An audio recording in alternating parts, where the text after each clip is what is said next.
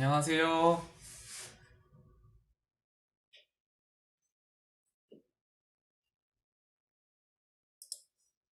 안녕하세요. 반갑습니다.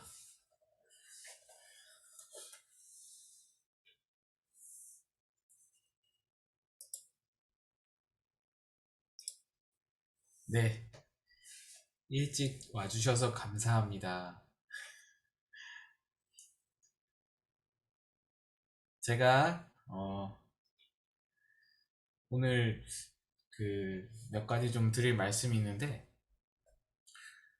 우리 12월 마지막 주까지 우리 집 말씀학교가 빠듯하게 진행이 돼야 이 작은 예수가 되라 이 3권 빨간 책을 마지막까지 다 할 수가 있게 돼요. 근데 12월 마지막 주까지 하기는 어렵고 12월 마지막 두 주는 조금 이제 뭐 성탄절이라든지 특세 송구영신 예배 여러 가지가 겹쳐 있어서 좀 어려울 것 같아서, 그래서 제가 오늘하고 다음 주 정도에는 두 과를 한꺼번에 나갈 생각입니다. 좀 빠르게 제가 나갈 테니까 여러분 너무 걱정하지 마시고 하나이사님 너무 걱정하지 마세요.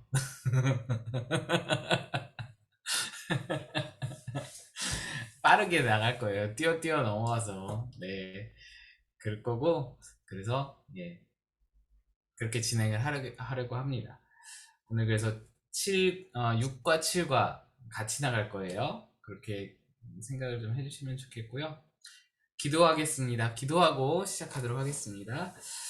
하나님 아버지, 오늘도 주님의 은혜와 사랑에 감사합니다. 우리 집 말씀학교로 모였으니 주님이 이 시간 가운데 함께 하시고 각자의 자리에서 하나님의 은혜를 맛보게 도와주시옵소서. 우리에게 말씀하시는 주님, 오늘도 경험하길 소망하고 예수님의 이름으로 기도합니다. 아멘. 찬양하겠습니다. 오늘 찬양은 조금 잘 모르실 수 있을 것 같아서 한 번은 배워보는 시간을 좀 가졌으면 좋겠어요. 우리 교회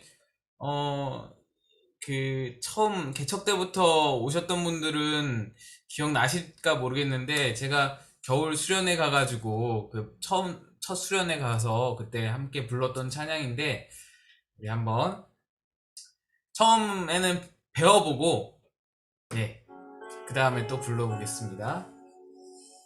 당신은 하나님의 사랑, 그 아들 주시기까지 사랑한 소중한 존재, 당신의 그 삶을 통하여 주님의 사랑 세상이 알리. 예, 이런 노래예요. 당신은 하나님의 사랑, 그 아들 주시기까지 사랑한 소중한 존재, 당신의 그 삶을 통하여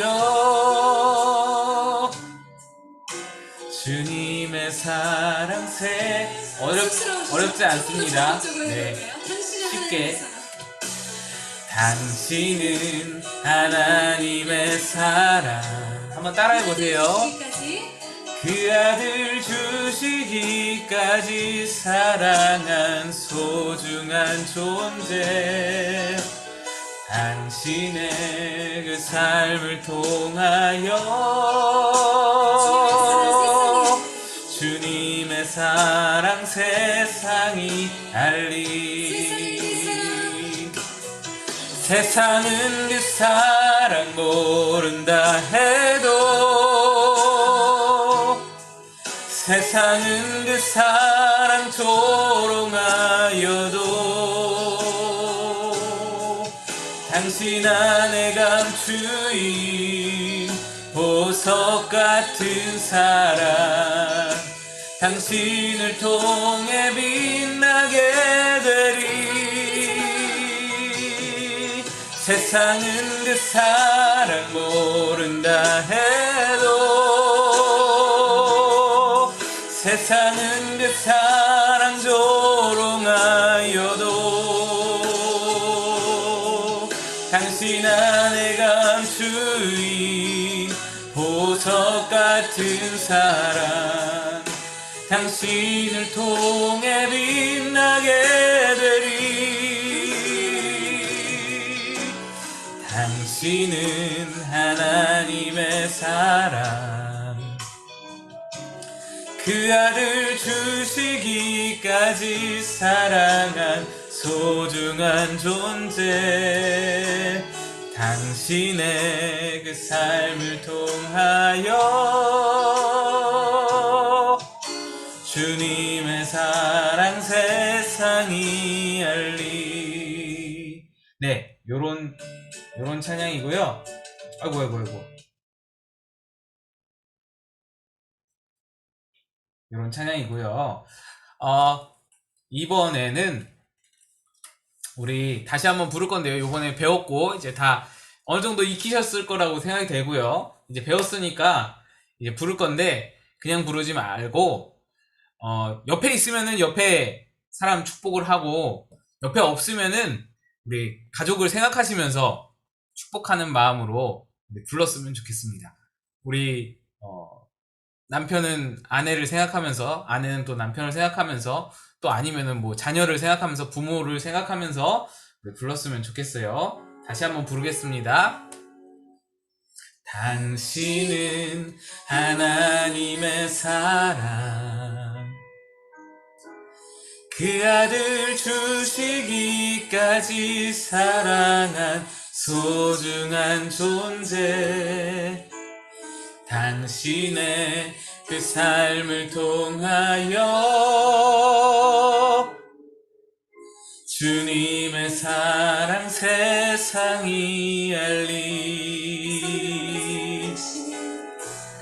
당신은 하나님의 사랑 우리 남편 우리 아내 생각하면서 그 아들 주시기까지 사랑한 소중한 존재 당신의 그 삶을 통하여 주님의 사랑 세상이 알리 당신은 우리 자녀들 우리 부모님 생각하면서 그 아들 주시기까지 사랑한 소중한 존재 당신의 그 삶을 통하여 주님의 사랑 세상이 알리 세상은 그 사랑 모른다 해도 세상은 그 사랑 조롱하여도 당신 안에 감추인 보석 같은 사랑 당신을 통해 빛나게 되리 세상은 그 사랑 모른다 해도 세상은 그 사랑 조롱하여도 당신 안에 감추인 보석 같은 사랑 당신을 통해 빛나게 되리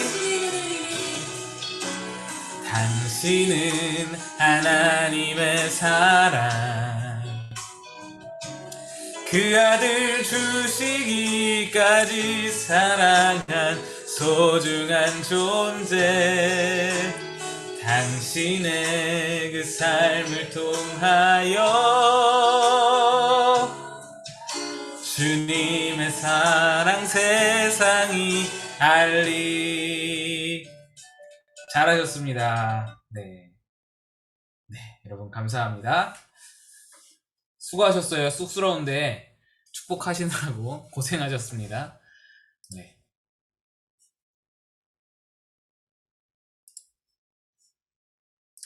네, 오늘 6과 7과 나눈다고 말씀드렸죠. 먼저 6과 먼저 펼치겠습니다. 53페이지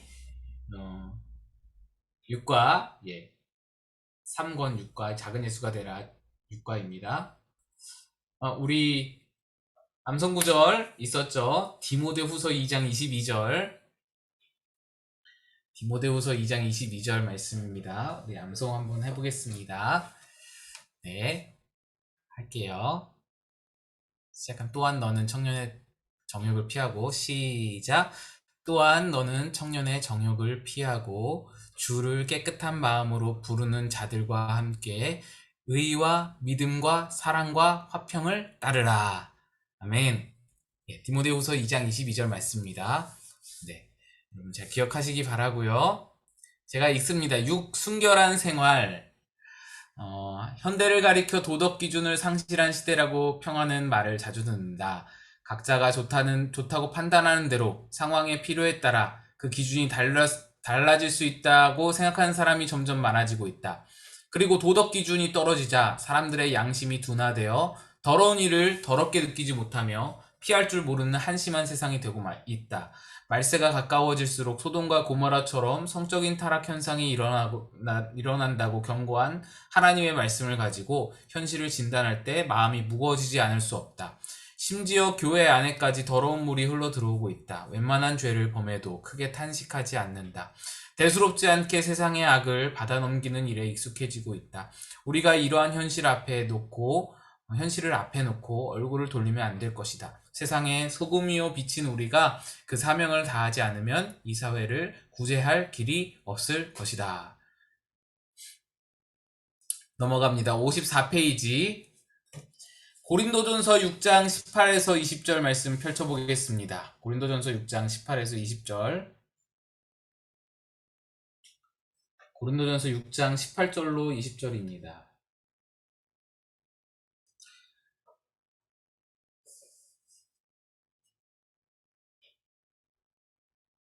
고린도전서 6장 18절에서 20절 우리 찾으신 줄로 알고 읽겠습니다. 시작.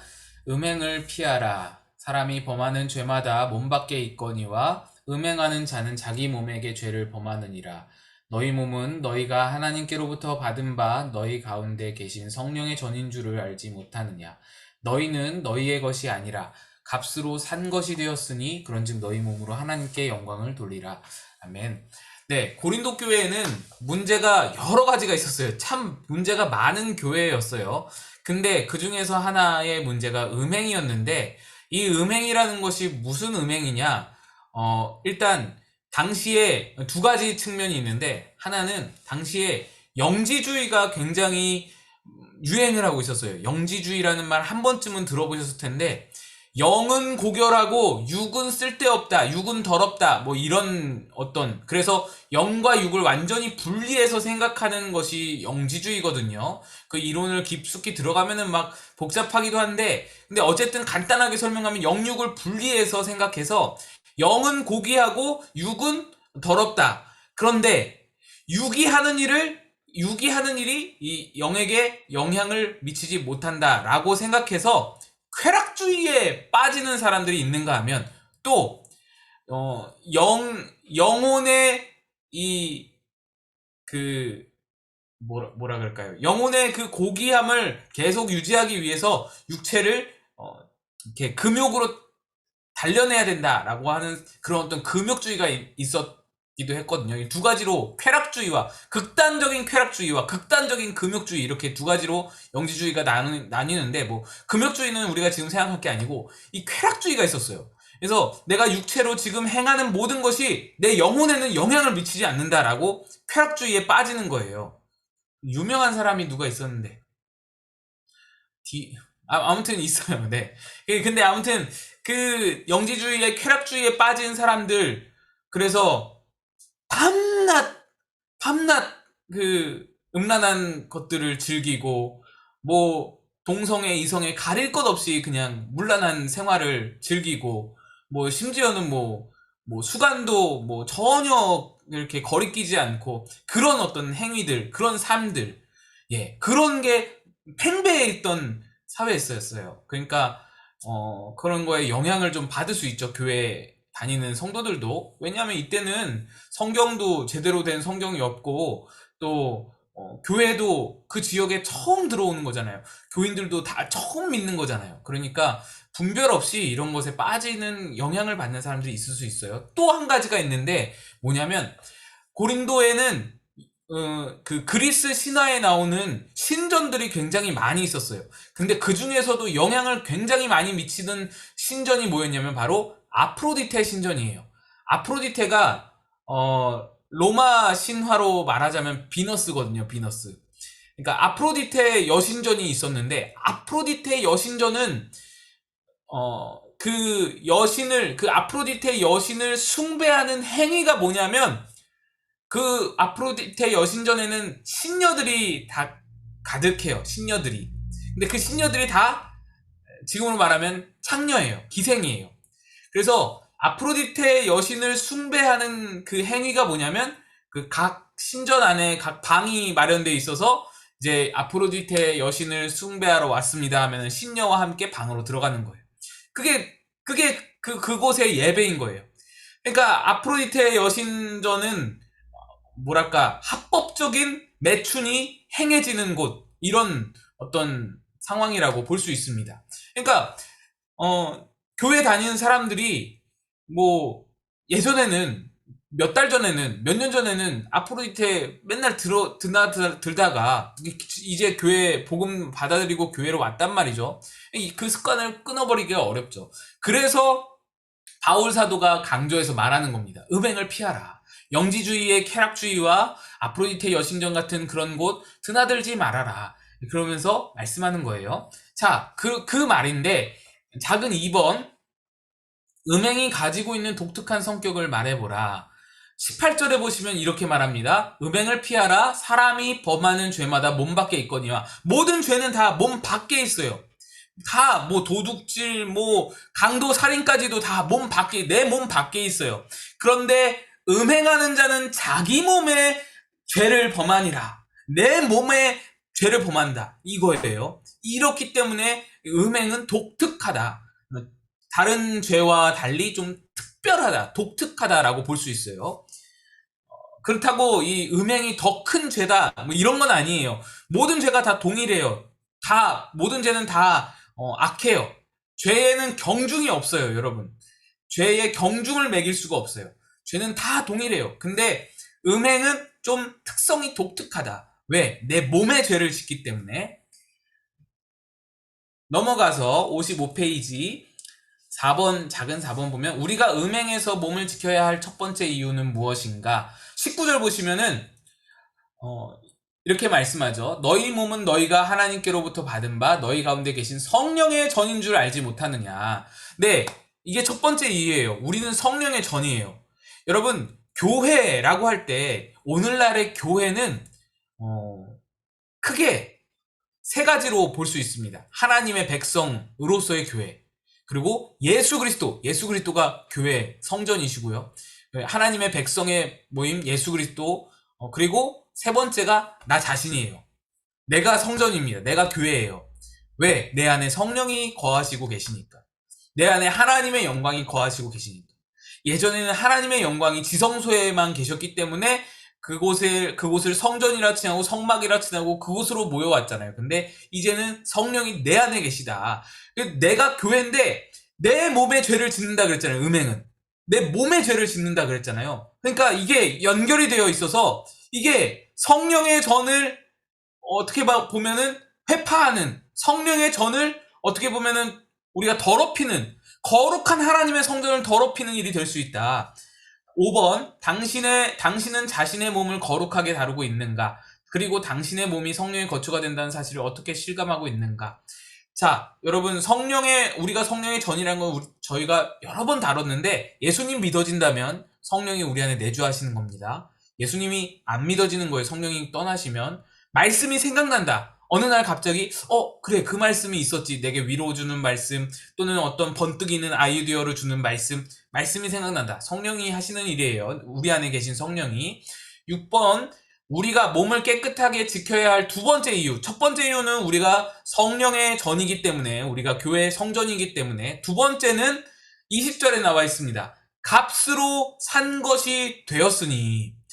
우리를 값으로 사셨대요. 누가 샀어요? 누가 샀을까? 난 판 적이 없는데 누가 나를 샀지? 예수님이 사셨죠. 예수님이 사셨어요. 얼마를 주고 사셨을까 그러면? 이건 쉽다.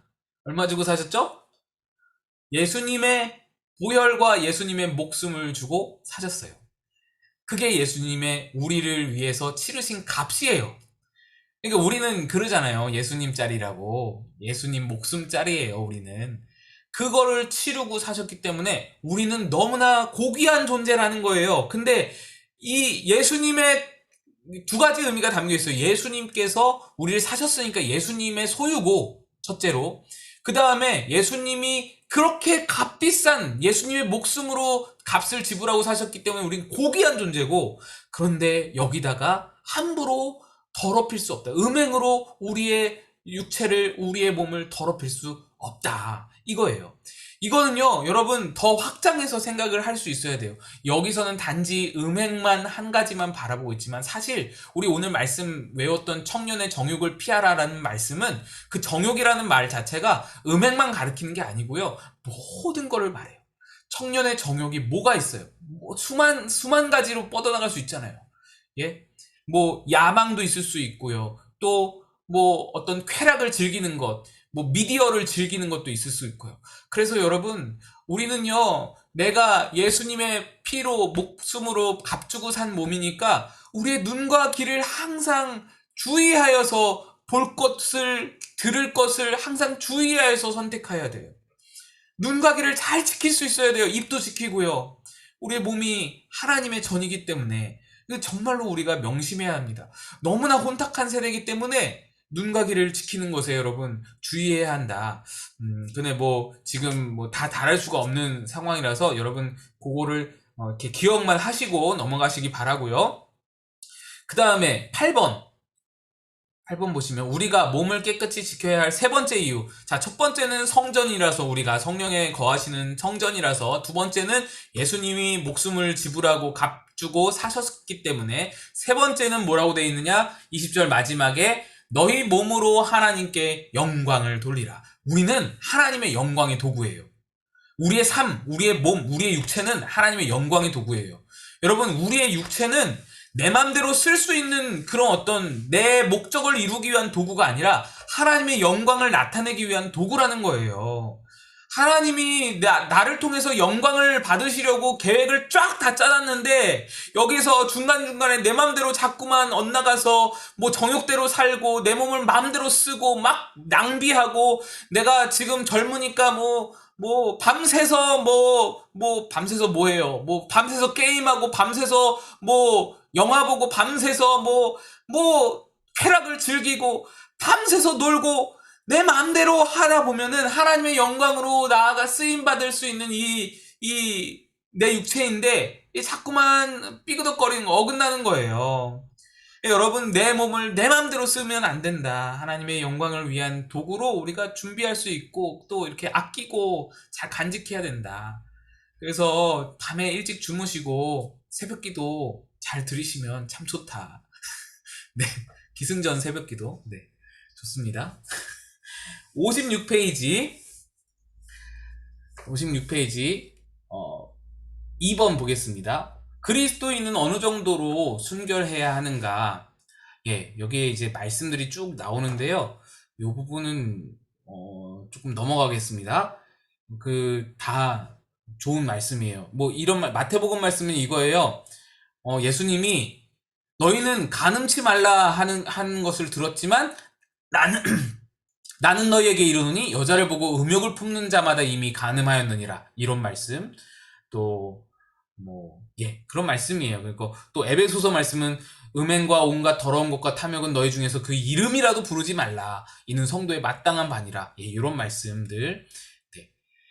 자, 3번 넘어갑니다. 57페이지 3번. 순결을 지키기 위해 우리가 항상 명심해야 할 세 가지 원리가 있다. 디모데후서 2장 22절을 가지고 검토하라. 우리가 외운 말씀이에요. 디모데후서 2장 22절 말씀. 예, 다시 한번 외워 볼까요? 네, 외워보겠습니다. 시작. 또한 내가 청년의 정욕을 피하고 주를 깨끗한 마음으로 부르는 자들과 함께 의와 믿음과 사랑과 화평을 따르라. 네, 맞죠? 네, 잘 모르겠는데. 네. 여기서 순결을 지키기 위해서, 이 음란의 죄를 피하기 위해서 첫 번째로 해야 하는 거 뭐냐? 피하는 거예요, 피하는 거. 피해야 된다는 거예요. 여러분, 일본에 보시면 요셉의 예를 생각해보라 나와 있는데, 요셉이 어떻게 했어요? 누구야? 보디발의 아내. 맞죠? 보디발의 아내가 이렇게 다가왔을 때, 유혹했을 때, 요셉은 겉옷을 벗어두고 도망을 쳤어요. 죄는 피하는 거다. 죄는 맞닥뜨려서 싸워서 우리가 이길 자신을 갖는 것이 아니다. 자신이 있을 수가 없어요. 우리는 사탄에게 번번이 그냥 필패합니다. 항상 넘어질 수밖에 없습니다. 그래서 죄는 피하는 거다. 자리를 피하는 거예요. 그래서 제가 저희 아내 꼭 데리고 신방 가는 거고요. 무슨 일이 어떻게 있을지 모르니까 저희 아내 꼭 데리고 신방 가는 거고요. 그게 중요해요. 지키는 거예요. 피하는 거예요. 그런 상황 자체를 아예 만들질 않는 거예요. 아예. 그게 중요하다. 우리에게 있어서. 네. 그리고 3번 보겠습니다. 둘째. 뭐라고 하느냐? 주를 깨끗한 마음으로 부르는 자들과 함께 하라 라고 되어 있어요. 주를 깨끗한 마음으로 부르는 자들과 함께 하라. 그러니까 주변에 그런 어떤 온갖 음란으로 가득 차 있는 생각이 가득 차 있는 친구들을 두면 나도 물드는 거예요. 성경이 그걸 말하는 거예요. 죄의 유혹이 쉽게 넘어올 수 있잖아요. 쉽게 다가오잖아요. 그 모든 것들을 차단할 수 있어야 된다는 거예요. 그래서 주를 깨끗한 마음으로 부르는 자들, 좀 하나님을 바라보고 영적인 것들을 추구하고 믿음으로 살아가려고 노력하는 사람들이랑 좀 친하게 지내고 그들과 어울려라 라는 것이죠. 환경을 조성하라라는 거예요. 그런 어떤 죄와 차단된 환경을 조성하라. 그리고 좀 이렇게 문란한 사람들과는 거리를 좀 두고, 그렇다고 우리가 아예 뭐 세상과 그냥 벽을 쌓고 지내라는 말은 아니고, 그들과 교제할 거는 교제하되 그들과의 그런 어떤 관계 가운데서 어느 정도 선을 지키고 넘어가지 말고, 우리 교인들과 깨끗한 마음으로 주를 찾는 자들과 더 많이 어울리려고 노력하는 게 좋다. 그게 죄를 피하는 또한 방법이다. 58페이지 5번 보시면은 세 번째는 뭐라고 되어 있느냐? 우리 디모데후서 2장 22절에 말씀하는 게 선한 것을 추구하라 라고 되어 있어요. 뭐라고 되어 있어요? 의와 믿음과 사랑과 화평을 따르라. 이 선한 마음을, 이런 어떤 하나님의 뜻, 의는 하나님의 뜻을 말하죠. 믿음에 있어서는 우리가 계속 추구하고 갈구하는 게 있어야 돼요. 사랑과 화평, 형제들과 사랑 가운데 지내도록, 내 부부 안에서의 사랑을 지키도록, 또 가족의 화평을 지키도록, 교회의 화평을 지키도록 여기에 신경을 쓰고 계속해서 여기에 대한 갈망을 가지고 그런 어떤 욕심을 가지고 나아가야 된다는 거예요. 맨날 세상적인 욕심만 가지고 추구하고 스펙 쌓기, 돈 쌓기, 뭐 부동산 재테크 거기에만 몰두해서 그것만 쌓으려고 쫓아가는 인생이 아니라 우리 마음에는 의와 믿음과 사랑과 화평을 향한 갈구, 욕심, 갈망 이런 것들이 있어야 한다는 거예요. 그래야 죄를 피할 수 있는 거예요. 이쪽으로 여러분, 제가 자주 말씀드리는데 중력이 있잖아요. 그래서 이걸 들고 있다가 이렇게 놓으면 떨어지잖아요. 밑에서 끌어당기는 힘이 있는 거예요. 근데 우리의 영적으로도 항상 우리는 끌어당기는 힘이 있다는 걸 인정해야 돼요. 그거를 항상 우리가 주지해야 해요. 우리의 영혼은요, 가만 내버려 두잖아요. 야, 나 이만큼 했으면 다 했어. 우리 올해 2021년도 교회 출석 개근했고, 내가 무슨 봉사했고, 내가 뭐 했고, 목사님이 시키는 거 다 했고, 내가 우리 집 말씀학교도 개근했고, 내가 다 했어. 야, 이 정도면 이제 좀 쉬어도 돼. 그런 생각이 들잖아요. 아, 이 정도면 내가 이룰 거 다 이뤘어. 야, 나 진짜 훌륭해. 칭찬해. 잘했어. 이제 좀 쉬자. 하는 순간 떨어지는 거예요. 우리는 이거를 계속 유지하기 위해서, 우리의 신앙을 유지하기 위해서는 계속 같은 힘을 공급해줘야 돼요. 이거를 요 위치를 유지하려면 위치 에너지가 필요하잖아요. 이 위치 에너지를 유지하려면은 내 힘의 근육으로 이걸 잡고 있어야 되잖아요. 끊임없이 힘을 공급해줘야 얘가 유지하는 거예요, 위치를. 신앙도 마찬가지라는 거예요. 영적으로 끌어당기는 그 사탄의 중력이 우리 가운데 있기 때문에, 계속해서 퇴보하는 중력이 있기 때문에 우리는 계속 의와 믿음과 사랑과 화평을 향한 갈구와 갈망과 그런 욕심을 내는 그런 어떤 영적인 욕심을 가지고 나아가야만 우리 신앙이 유지될 수 있다. 여러분 이거 기억하시기 바랍니다. 4번 보시면, 58페이지 4번 보시면 순결한 생활에 실패하면 잃어버리기 쉬운 것들이 있다. 시편 51편을 펼칩니다. 시편 51편 보겠습니다.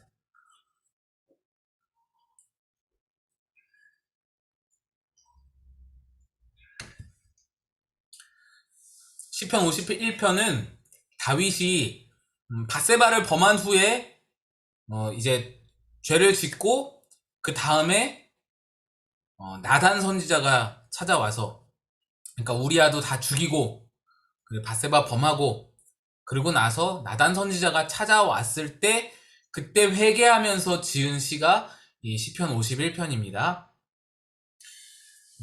우리 10절에서 12절만 읽어보겠습니다. 10절에서 12절 읽습니다. 시작. 하나님이여 내 속에 정한 마음을 창조하시고 내 안에 정직한 영을 새롭게 하소서. 나를 주 앞에서 쫓아내지 마시며 주의 성신을 내게서 거두지 마소서.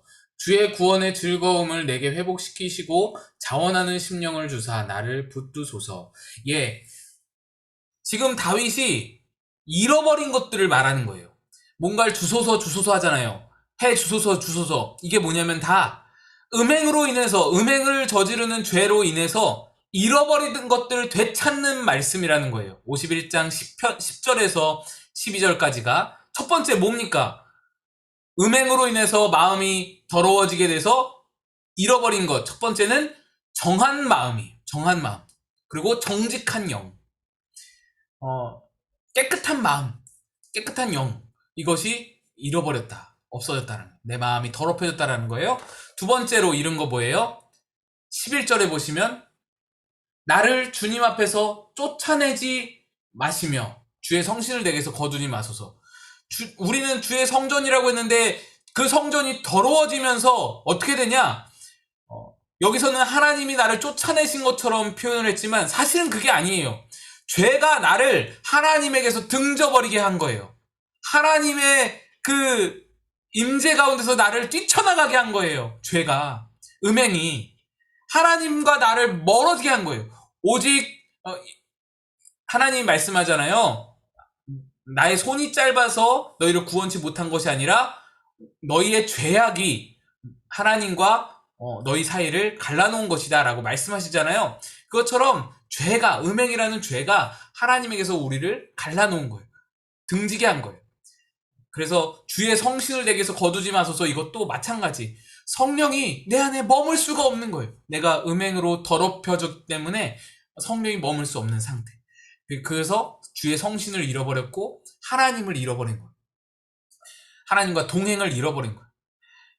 4번, 다윗이 세 번째로 잃은 것은 무엇인가? 12절 보시면 주의 구원의 즐거움을 내게 회복시키시고 자원하는 심령을 주사 나를 붙드소서. 구원의 즐거움, 구원받은 감격 있잖아요. 하나님과 동행하는 감격, 그 감격, 기쁨이 사라진 거예요. 여러분, 제가 지난주에 우리 아동부, 우리 어린이 예배 설교한 건데 하나님은 빛이시잖아요. 죄가 들어와서 우리가 어둠 가운데 거하면은 빛을 잃는 거예요. 하나님의 빛이 내게서 사라지는 거예요. 그러면은 기쁨이 없어지는 거예요. 마음이 복잡해지고, 마음이 심란해지고, 걱정이 들어오고, 근심이 들어오고, 구원의 즐거움이 사라지는 거예요. 여러분, 다만 음행뿐만 아니라 우리의 정욕적인 모든 죄악들 있잖아요. 내 몸을, 육체를 함부로 막 쓰고자 하는 그런 정욕적인 모든 마음들이 이러한 상태로 우리를 만들어 간다. 이렇게 잃어버리게 한다라는 거예요.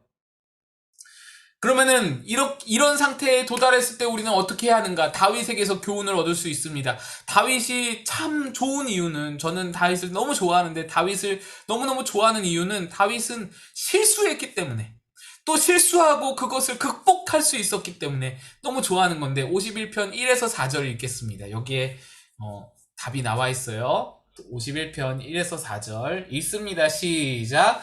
하나님이여 주의 인자를 조차 나를 긍휼히 여기시며 주의 많은 자비를 조차 내 죄가를 도말하소서. 나의 죄악을 말갛게 씻기시며 나의 죄를 깨끗이 제하소서. 대전하는 죄가를 아오니 내 죄가 항상 내 앞에 있나이다. 내가 주께만 범죄하여 주의 목전에 악을 행하였사오니 주께서 말씀하실 때 의로우시다 하고 판단하실 때 순전하시다 하리이다. 예, 자복하고 회개했다라는 것인데요. 여러분, 자복하고 회개 그 자체가 중요한 게 아니에요. 그것도 중요하죠. 중요한데 그거를 일으키는 동기가 뭐냐라는 거예요. 왜 회개하느냐라는 거예요. 왜 회개하겠어요? 여러분, 다윗이 하나님이 무서워서 하나님한테 벌 받을까봐 회개하는 것 같아요? 아니에요. 그거 아니에요, 여러분. 다윗의 회개하는 마음을 잘 살펴야 돼요. 다윗이 회개하는 마음이 뭐냐? 하나님이 떠나는 게 싫은 거예요. 내가 사랑하는 하나님에게서 내가 멀어지는 게 싫은 거예요. 그런 거 있잖아요. 여자친구한테 내가 왜 사과를 해요? 뭐 잘못했을 때 여자친구가 삐지면은 상처받으면 내가 왜 사과를 해요? 여자친구가 곁에 있기를 원하는데 여자친구와 내 마음과 여자친구의 마음이 멀어지는 게 싫으니까 사과를 하는 거잖아요. 그게 아니라면은 좀 이상한 거잖아요. 진심으로 사과한다면은 그런 거잖아요. 관계는 그런 거잖아요. 다윗의 마음이 지금 회개하는 이유는 그거예요. 하나님에게서 멀어지는 게 너무너무 마음 아픈 거예요. 너무너무 싫은 거예요. 그게 너무너무 무섭고 그게 너무너무 떨리는 거예요. 그 관계 회복을 위해서 회개하는 거다. 우리가 이걸 기억해야 돼요. 우리가 죄를 지으면 하나님에게서 멀어진다. 그리고 돌아가려는 동기가 우리 안에 무엇이 되어야 되냐? 바로 하나님과의 그 관계를 회복하는 것. 그 관계를 소중히 여기고 그 관계를 기뻐하고 그 관계를 우리 안에 사모하는 마음이 있어야 된다.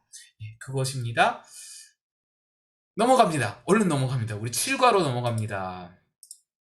못 들으신 분들은 놀라실지 모르겠는데 우리 2과 하기로 했어요. 네, 7과로 넘어갑니다. 자, 우리가 음행을 피해야 된다라고 우리가 6과에서 말했는데 음행을 피해야 하는 또 아주 중요한 이유가 있죠. 뭐냐? 가정을 지키기 위해서죠. 가정을. 이렇게 짜 맞춰서 7과로 넘어갑니다. 가정생활. 그리스도인의 가정생활. 우리, 여기 몇 페이지냐. 64페이지 보겠습니다. 에베소서를 펼쳐주세요. 에베소서 5장 22에서 28절 말씀. 우리 부부와 부모 자녀 관계에 대해서 오늘 함께 좀 나누겠습니다. 에베소서 5장 22에서 28절 말씀. 우리 많이 읽어본 말씀이에요. 같이 함께 읽겠습니다. 시작. 아내들이여 자기 남편에게 복종하기를 주께 하듯 하라. 이는 남편이 아내의 머리됨이 그리스도께서 교회의 머리됨과 같음이니 그가 친히 몸의 구주시니라. 그러나 교회가 그리스도에게 하듯 아내들도 범사에 그 남편에게 복종할지니라. 아내 사랑하기를 그리스도께서 교회를 사랑하시고 위하여 자신을 주신같이 하라. 이는 곧 물로 씻어 말씀으로 깨끗하게 하사 거룩하게 하시고 자기 앞에 영광스러운 교회로 세우사 티나 주름 잡힌 것이나 이런 것들이 없이 거룩하고 흠이 없게 하려 하심이니라. 이와 같이 남편들도 자기 아내 사랑하기를 제 몸같이 할지니 자기 아내를 사랑하는 자는 자기를 사랑하는 것입니다. 네, 에베소서 5장 이 말씀을 가지고 제가 예전에 설교를 한 적이 있어요. 우리 여성들이 이 말씀을 오해하고 그래서 기분 나빠할 수 있거든요. 성경은 왜 그렇게 가부장적이고 뭔가 권위적이고 너무 옛날 구닥다리고 그런 생각이 드실 수 있어요. 여성 인권을 왜 존중하지 않는 성경인지 그런 생각이 들 수 있는데 그게 아니고요. 물론 그런 문화적 배경이 있었죠. 그때 당시에는 죄송한 말이지만 여성을 사람으로 안 봤어요.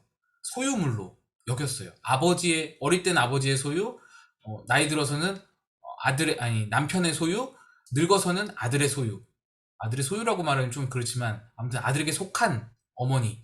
그래서 여자의 일생에는 일도 못했어요. 돈벌이도 못했어요. 그게 없었어요. 사회생활 할 권리가. 그러니까 소유물이라서.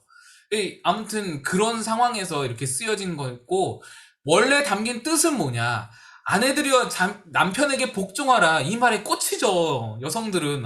이게 뭐야. 빠직하잖아요. 빠직. 이렇게 빠직 나오잖아요. 이게 뭐야. 신경 쓰여.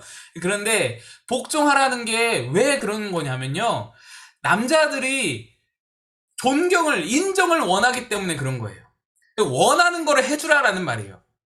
제가 그 설교 때 그 말씀 드렸어요. 존 가터맨이라는 교수가 있어요. 그 교수가 대단한 실험을 했는데 한적한 곳에다가 펜션을 쫙 멋있게 지어놨어요. 그리고는 거기에 3,000쌍의 부부를, 자그마치 3,000쌍의 부부를 한 몇 개월씩, 뭐 많게는 6개월, 적게는 한 달, 뭐 버티는 가정은, 행복하게 잘 지내는 가정은 뭐 7, 8개월도 머물 수 있고, 그렇게 해서 가정 한 부부 한 쌍을 거기다 넣는 거예요. 그 펜션에다가 살게 해요. 그리고 우리 연예인들 관찰하듯이 관찰 카메라 다 달고, 여기에다가 심전도 측정, 뭐 심박수 측정, 뭐 뇌파 이런 걸 다 달아놔요. 그래서 다 이거를 관찰하는 거예요. 부부의 대화, 뭐 부부와 함께 나누는 대화, 시간 이런 것들을 관찰하는 거예요. 무슨 영향을 미치는지. 그래서 이렇게 해서 자그마치 몇 년 동안의 실험을 했느냐? 4년 아니고 14년 아니고 40년 동안 3,000쌍의 부부가 거쳐갔어요. 이 펜션을. 그런데 그러면서 이제 통계 자료를 내는 거예요. 통계 자료를 내는데 이 존 가터맨 교수가 내린 결론 중에 행복한 부부, 그러니까 오래오래 행복하게 그 펜션에서 지내는 부부들이 자주 하는 말이 무언가를 관찰한 거예요. 여성은 존경이라는 단어를 가장 많이 썼다. 존경이라는 단어를. 남성은 사랑이라는 단어를 가장 많이 썼다. 그럴 때에 그 부부 관계가 굉장히 행복했다. 그러니까 그 행복한 부부의 특징은 존경과 사랑이라는 거예요. 이게 뭔 말이냐? 이게 뭔 말이냐? 뭘 말하는 거냐? 그러니까 말씀이 그대로 나오잖아요. 실험 결과로. 이게 바로 원하는 걸 해줘라라는 거예요. 원하는 걸 해줘라. 남자는 인정받고 싶어 하잖아요. 여러분, 이 아내가 남편을 인정해주는 거 힘들다는 걸 알아요.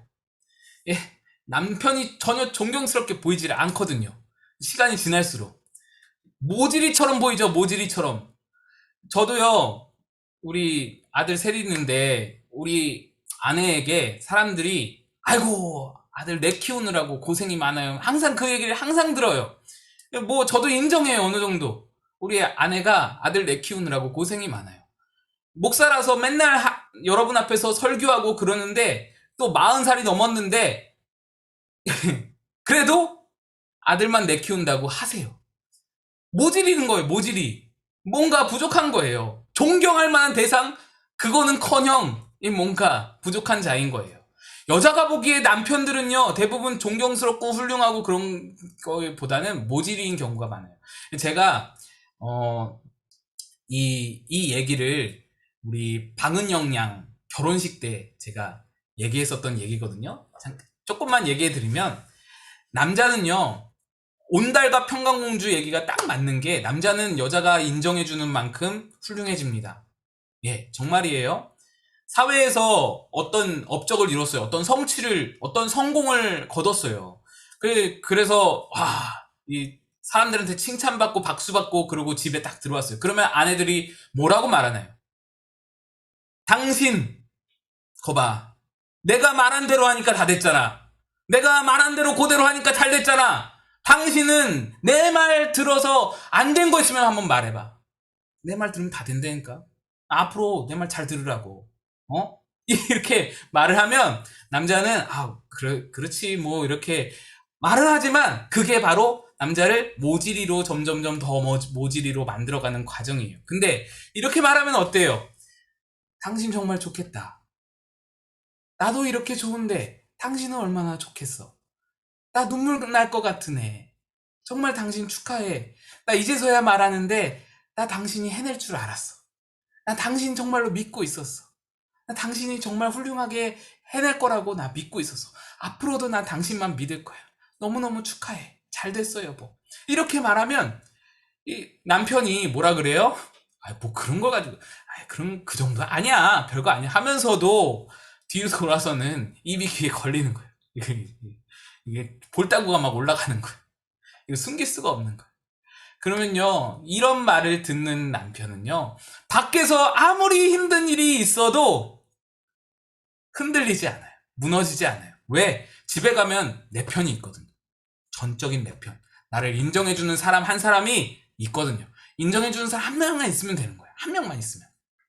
또, 남자는, 아내는 또 남자에게 어떤 걸 원해요? 아내는 사랑을 해줘야죠. 여자는 남자가 사랑해주는 만큼 사랑스러워져 가는 거예요. 이뻐해주는 만큼 예뻐지는 거예요. 남편들이 보통 어떻게 말하냐면 여자들이 뭐 직장에서 힘들었어요. 뭐 밖에서 사회에서 힘들었어요. 이웃 다른 아주머니들하고 관계 가운데서 힘들었어요. 그래서 남편한테 하소연하면 뭐라 그래요? 남편들은 객관적으로 그 상황을 분석하려고 하죠. 상황을 판단하려고 하고. 내가 볼 때는, 내가 객관적으로 판단해 볼 때는 당신에게도 일정 부분 몇 퍼센트 잘못이 있어. 당신이 이런 부분은 좀 고쳐야 돼. 그걸 고쳐야 그 관계들도 잘 풀어질 수 있을 거야. 이렇게 분석하면 여자들은 더 이상 고쳐지지가 않아요. 아니, 말도 꺼내기가 싫은 거예요. 그죠? 근데 이런 상황 가운데서 남자들이 어떻게 얘기해 주냐? 그 사람 누구냐고. 그 사람, 내가 지난번에 봤을 때 그 또라이가, 당신한테 그런 거냐고. 내가 잠깐 봤을 때도 힘들었는데 당신이 맨날 보려니까 얼마나 힘들겠냐고. 정말 고생이 많다. 그 사람 전화번호 한번 가져오라고. 내가 한번 전화해서, 뭐라도 한번 해볼 테니까. 전화번호 한번 가져. 전화 안 하죠. 전화하길 바라지 않죠. 그러나 그 말 한마디로 위로가 되는 것이잖아요. 그러니까 이런 거죠. 여러분, 물론 이제 또 전화한다고 그러면은 부인들이 그럴 수 있어요. 아이고, 당신이 전화해가지고 뭐 어쩌려고 뭐 이러면 또 모질이 되는 거고 그러면 안 되고 고맙다고 든든하다고 얘기해줘야 되는 거고 이런 관계 가운데에서 이렇게 서로가 발전할 수 있는 그런 관계가 되는 거예요. 바보 온달이 이제 온달 장군이 되어 가는 거죠. 저는 그걸 경험했어요. 여러분들 고백하지만 저는 그걸 고백했어요. 그러니까 저는 경험했어요. 그러니까 저희 아내가 저를 굉장히 잘 존대해줘요. 굉장히 잘 이렇게 존중해주고 그래요. 제가요 많이 변했어요.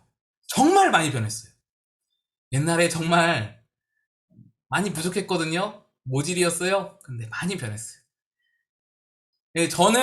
저는 우리 아내한테 잘 못해준 것 같아요. 우리 아내는 거의 안 변했어요.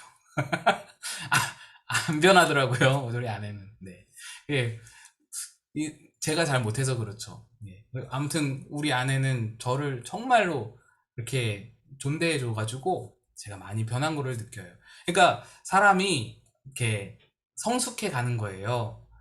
남편은 인정을 먹고 성숙해 가고 아내는 사랑을 먹고 성숙해 가고 그러니까 이런 가정을 이루어야 되겠다. 그런 것이죠. 다 넘어갈게요. 넘어가고 우리 부모 65페이지 2번 에베소서 5장을 펼쳤는데 6장으로 넘어갑니다. 에베소서 6장 1절에서 4절까지 읽겠습니다. 에베소서 6장 1에서 4절을 읽겠습니다. 시작. 자녀들아 너희 부모를 주 안에서 순종하라. 이것이 옳으니라. 내 아버지와 어머니를 공경하라. 이것이 약속 있는 첫 계명이니 이는 내가 잘되고 땅에서 장수하리라. 또 아비들아 너희 자녀를 노엽게 하지 말고 오직 주의 교양과 훈계로 양육하라. 부모님을 우리가 공경해야 하는 이유는요, 그냥 유교적인 관념으로 공경이 아니에요. 절대로 여러분, 유교적인 개념으로 공경하는 그런 게 성경의 개념이 아니에요. 우리가 이 본질, 이 개념을 잘 알아야 되는데요. 왜 우리가 부모를 공경해야 하냐면, 부모는 하나님이 세우신 분이기 때문에 그래요. 여러분 중에 누가 부모를 선택한 사람이 있어요? 우리는 아무도 부모를 선택하지 않았어요. 그죠? 선택한 사람 아무도 없어요. 근데 그 부모 가운데 우리가 태어났다라는 건요, 하나님밖에는 이거를 연결 지을 분이 없는 거예요. 내가 선택한 것도 아니고 부모가 선택한 것도 아니에요. 하나님이 연결해 놓은 거예요. 하나님께서 내게 허락하신 부모이기 때문에 공경해야 된다. 권위를 인정해 드려야 된다. 이거예요. 죄송합니다. 네. 네. 전화가 와가지고 잠시, 네, 죄송합니다. 네. 부모님은 하나님이 세우신 나의 권위자다. 예전에 우리 룻기 설교하면서 그런 얘기 드렸잖아요. 나오미는 하나님과 룻 사이에 두신 하나님의 권위자다. 우리 부모님이 그러한 분들이다. 예. 이제 부모만큼은 내 선택이 아니기 때문에 하나님이 세우셨으면 부인할 수 없다라는 것이고요. 다음 넘어가서 66페이지에 작은 4번. 부모가 자녀를 양육할 때 주의할 일은 무엇인가? 예, 에베소서 6장 4절에 보시면 노엽게 하지 말라, 자녀를 노엽게 하지 말라라고 하셨거든요. 그 참된 뜻이 무엇인가? 라는 것인데, 노엽게 하지 말라라는 것은 이제 감정풀이 대상으로 여기지 말라라는 거죠. 자녀를 내 감정풀이 대상으로, 또 소유물로 여기지 말라라는 거예요. 여러분, 자녀는 아까 그 부모와 자녀의 관계에서 말씀드렸다시피 자녀는 하나님이 내게 맡기신 존재예요. 내 소유물이 아니에요. 내가 선택한 것도 아니고 자녀가 나를 선택한 것도 아니에요. 하나님이 주신 거예요. 아무도 선택하지 않았다는 거는 그것이 증거하는 것이 바로 하나님이 주셨다는 걸 증거하는 거예요. 그러니까 하나님이 자녀를 나에게 맡기신 거예요. 이게 뭘 말해요? 나중에 말하겠지만, 나중에 또 다루겠지만, 청지기임을 말해요. 청지기. 우리는 자녀를 대함에 있어서 청지기 자세를 가지고 있어야 돼요. 내 소유물이 아니라, 내가 주인이 아니라 난 청지기다. 내가 매니저인 거예요. 매니저. 주인은 따로 있어요. 그 개념을 가져야 되고요. 그 다음에 또 중요한 게 신명기 6장 4절에서 9절입니다. 67페이지 넘어가서 3번 보겠습니다. 네, 마지막으로 이것만 다루고 마치도록 하겠습니다. 67페이지 3번 질문, 신명기 6장 4절에서 9절을 펼쳐보겠습니다.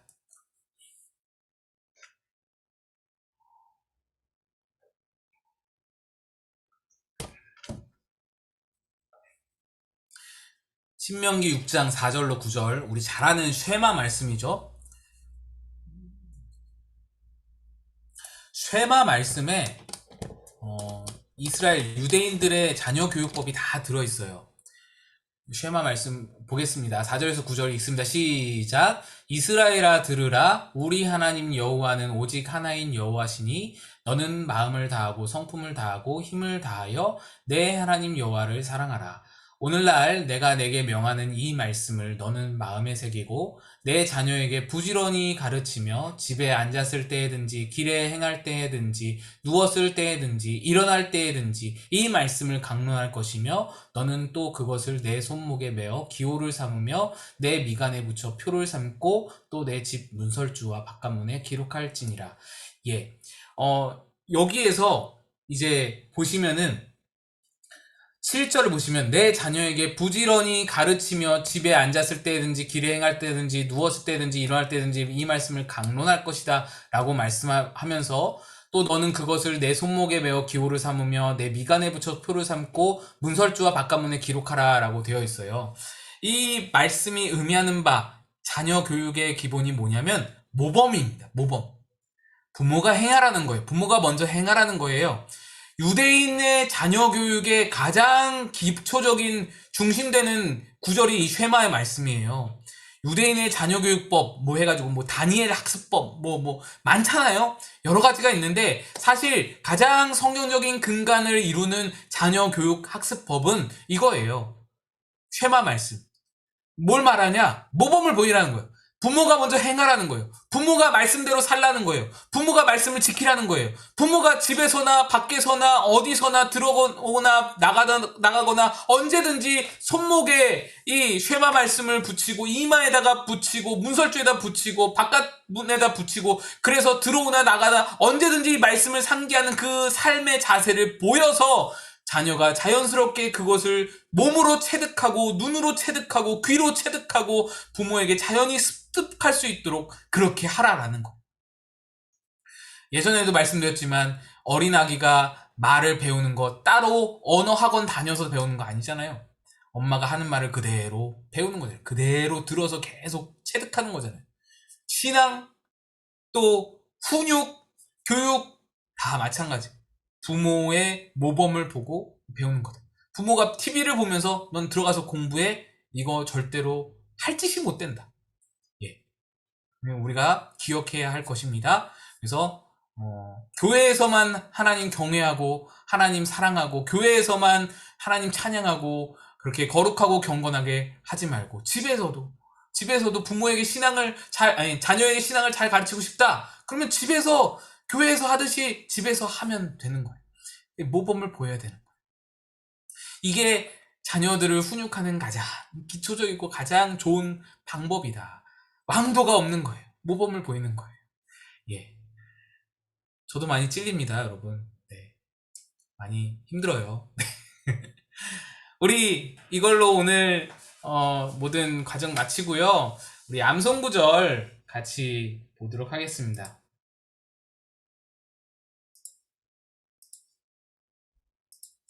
암송구절 시편 119편 71편 말씀입니다. 한번 읽어보겠습니다. 시작. 고난 당한 것이 내게 유익이라 이로 말미암아 내가 주의 율례들을 배우게 되었나이다.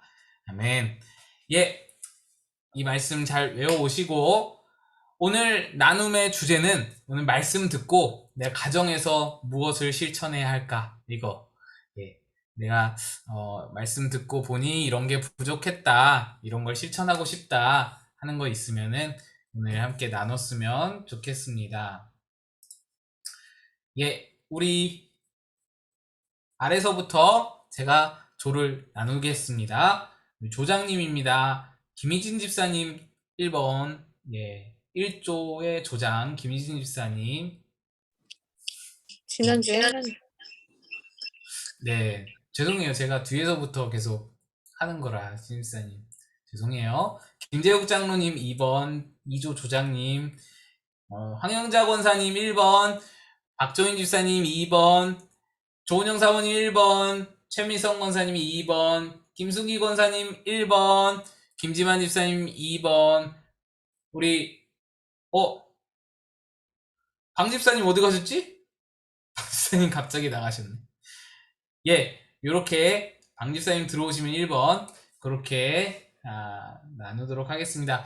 가정에서 가정생활 속에서 우리 말씀 듣고 이런 건 실천해야겠다 생각했던 거 있으면은 방 집사님 1번 들어가시면 됩니다. 네, 들어가시면 제가 예, 됐습니다. 이제 소회실 찾아서 들어가셔서 나누시면 좋겠습니다.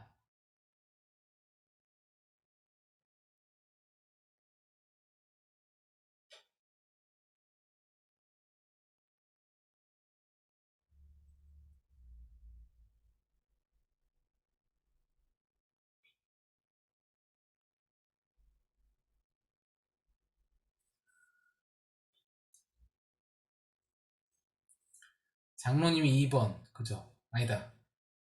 장로님이 2번인가?